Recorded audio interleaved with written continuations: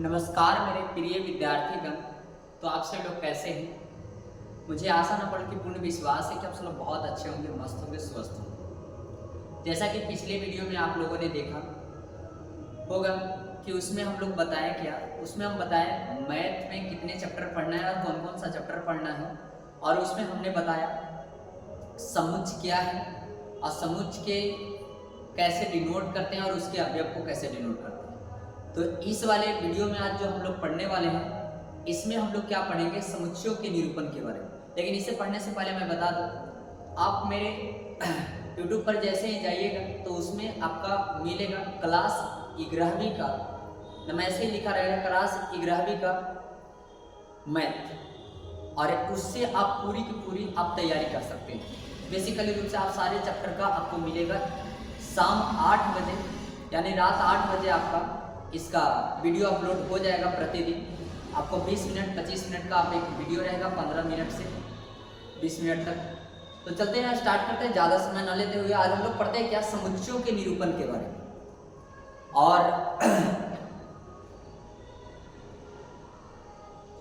हम लोग यहाँ पे पढ़ने वाले हैं मेरे प्यारे साथी, समुच्चयों का निरूपण। समुच्चयों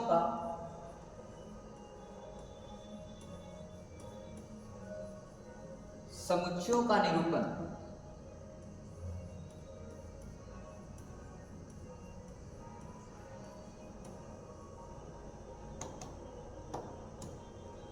जैसा कि पिछले क्लास में हमने बताया था कि समुच्चय क्या है, तो हम लोगों ने जाना था कि सुपरिभाषित वस्तुओं के संग्रह को समुच्चय कहते हैं। आप एक नोट्स बनाते चलिए, पहले थ्योरी का, फिर इनके पॉइंट बाय पॉइंट की 1.1, 1.2, 1.3 ऐसे करके हम लोग पढ़ेंगे। तो यहाँ पे बात करते हैं समुच्चयों के निरूपण के बारे में। तो समुच्चय को निरूपित किया था दो तरह से। कितने तरह से? दो तरह से निरूपित किया था। पहला जो है सारणीबद्ध रूप।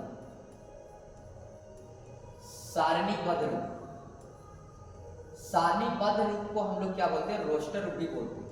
सारणीबद्ध क्या है? सारणीबद्ध रूप या रोस्टर रूप। सारणीबद्ध रूप या तो रोस्टर रूप, या इसी को बोलते हैं सूचीबद्ध रूप। क्या बोलते हैं? इसी को बोलते हैं क्या? सूचीबद्ध रूप।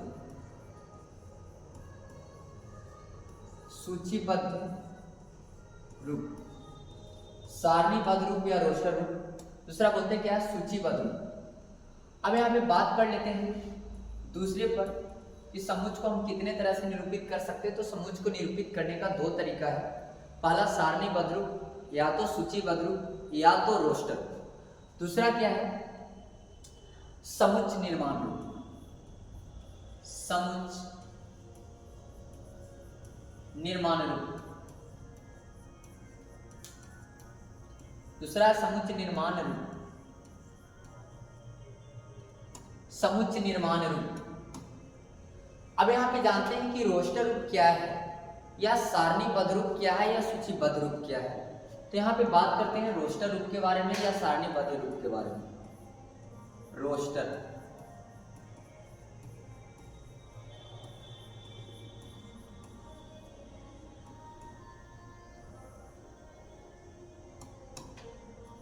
रोस्टर रूप के बारे में यहाँ पे चर्चा करते हैं। मैंने बताया था इस तरह से कि इस रूप में हम किसी भी समुच्चय के अवयव को मंझली कोष्ठ के अंदर एक एक करके अर्धविराम दे दे करके लिखते हैं। यानी इस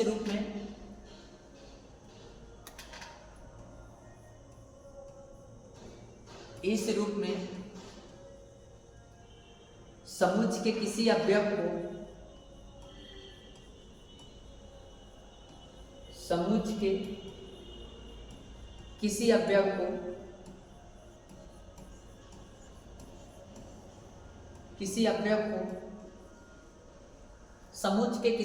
को मंझली कोष्ठ के अंदर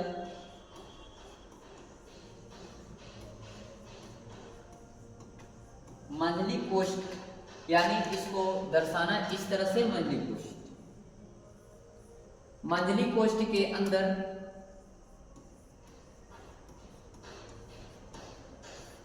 अंदर एक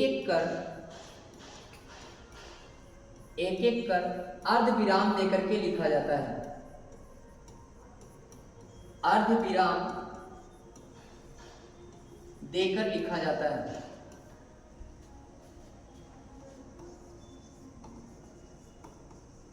लिखा जाता है, अर्ध विराम देकर के लिखा जाता है, रोस्टर रूप कहलाता है। जैसे कहने का मतलब है,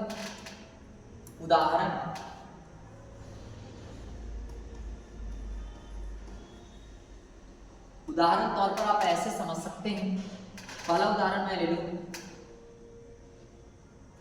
मान लो कि ये कोई समुच्च है और इसे कैसे लिखूं, मान लो प्राकृत संख्या का समुच्च लिखना है तो 1 2 3 4 5 ऐसे मैंने 5 तक लिख दिया। महली कोष्ठ के अंदर एक एक करके अर्ध विराम देकर के लिखा जाता है। ठीक है, आता हूं दूसरे पर। मान लो कि हमें कोई कह दिया इस तरह का, उदाहरण नंबर 2 कि 2 से बड़ी तथा 10 से छोटी प्राकृत संख्याओं का समुच्च, प्राकृत संख्याओं के समुच्च को रोस्टर रूप में लिखें। संख्याओं के समुच्च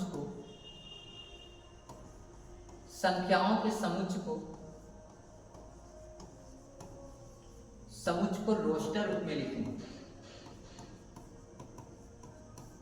रोस्टर रूप में लिखें। ठीक है, इसे कैसे लिखना है, 2 से बड़ा।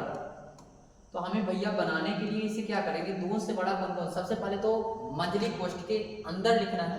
2 से बड़ा कौन कौन आ जाएगा, 3 4 5 6 7 8 9 और 10 से छोटी कहा था तो 10 से छोटा 9 तक लेना है और माइनी कोष्ठ से घेर देना है। क्या आपको समझ में आया रोस्टर रूप क्या है?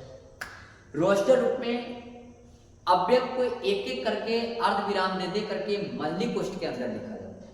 इसको क्या बोलते हैं, रोस्टर रूप। मेरे प्यारे साथी, यहाँ से बातें पूरा समझ में आया होगा। अब मैं थोड़ा सा मैं देखूं इसमें आगे बढ़ जाऊं। जैसे कहने का मतलब है, और मैं उदाहरण ले लूं, उदाहरण अभी चल रहा हूं।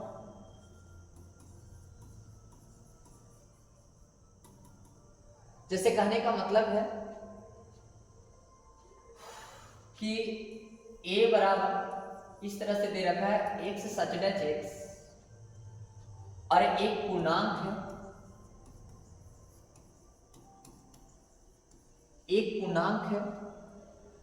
और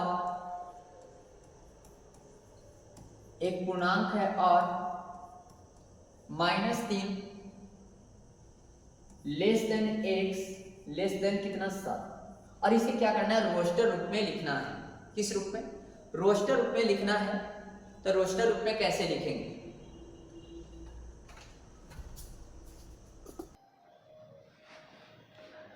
इसे रोस्टर रूप में लिखना है तो कैसे लिखेंगे, सबसे पहले यहाँ पे देख लेते हैं। रोस्टर रूप में लिखने के लिए महली कोष्ठ के अंदर -3 से बड़ा, जरा ये चिन्ह के बारे में समझो, लेस देन, जिस दने मुंह खुला वो क्या होता है बड़ा, और जिस दने बंद वो क्या होता है छोटा। यानी -3 से बड़ा x का वैल्यू और 7 से क्या होना चाहिए, छोटा। तो -3 से बड़ा -2 -1 फिर है 0 1 2 3 4 5 6 7 से छोटा बोला था मैं, 7 से छोटा कर दिया इसे। अब मैं बात करता हूं अगले उदाहरण, और एक आध को ले लूं। इस तरह से कहता है कि x सच डैच x, मान लो कि इसको b बोल दो। x सच डैच x संख्या 6 से कम प्राकृत संख्या 6 से कम प्राकृत संख्या 6 से कम प्राकृत संख्या तो 6 से कम प्राकृत संख्या कौन कौन लीजिएगा? तो आप बना सकते हैं इसे कि सबसे पहले तो महिली कोष्ठ देना है और 6 से कम प्राकृत संख्या जैसे 1, क्योंकि प्राकृत संख्या 1 से ही शुरू होता है, 1 2 3 4 5, 6 से कम है। अब मुझे समझ में आ गया, ऐसा लगता है कि अब आप लोग समझ गए होंगे कि हम रोस्टर रूप में कैसे लिख सकते हैं। यहाँ से एक नोट पॉइंट है,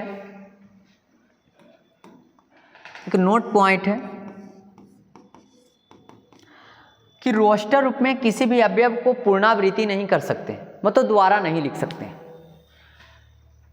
रोस्टर रूप में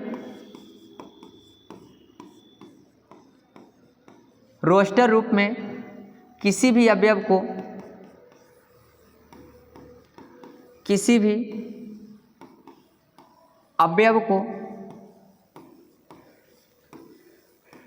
पुनरावृत्ति नहीं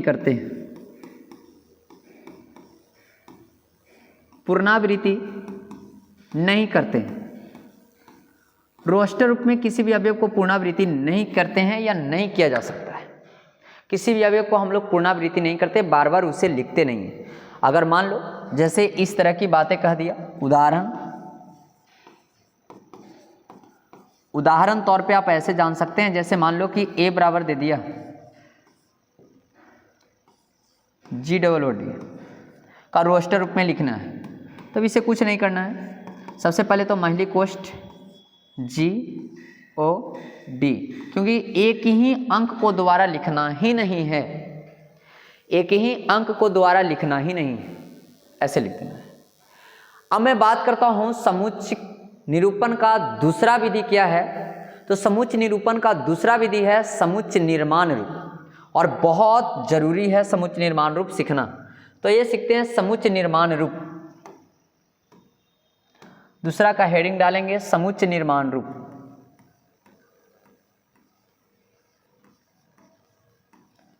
समुच्चय निर्माण रूप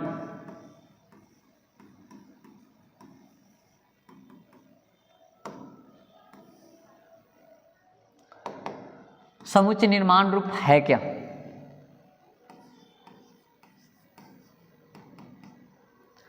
तो इसमें बता सकते हैं कि इस रूप में किसी समुच्चय को इस प्रकार लिखा जाता है, इस रूप में किसी समुच्चय को इस रूप में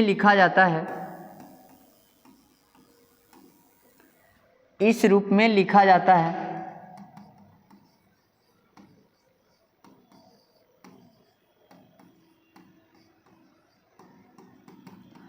लिखा जाता है कि इस रूप में किसी समुच्चय को इस रूप में लिखा जाता है कि इस समुच्चय क्या लिखें, हाँ, इस रूप में किसी समुच्चय को इस रूप में लिखा जाता है कि a महिली कोष्ठ एक सच डच एक्स, इसको क्या बोलते हैं सच डच, यानी इस प्रकार, इसको हिंदी क्या बोलते हैं इस प्रकार। एक सच डच एक्स समुच्चय ए का ऐसा गुण, समुच्चय ए का ऐसा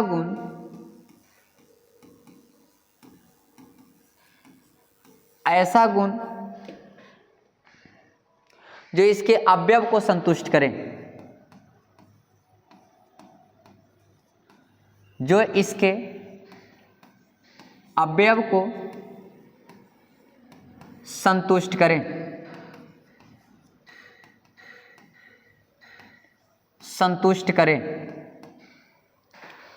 संतुष्ट करे। जैसे कहने का मतलब है, उदाहरण तौर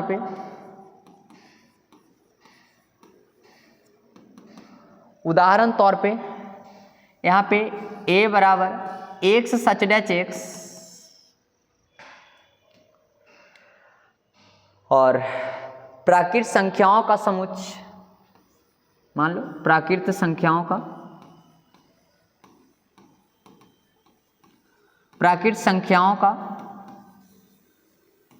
समुच्चय, ऐसे लिख सकते हो। प्राकृत संख्याओं का समुच्चय। और इसमें और उदाहरण लेना चाहते हो तो आप लिख सकते हो। जैसे कहने का मतलब है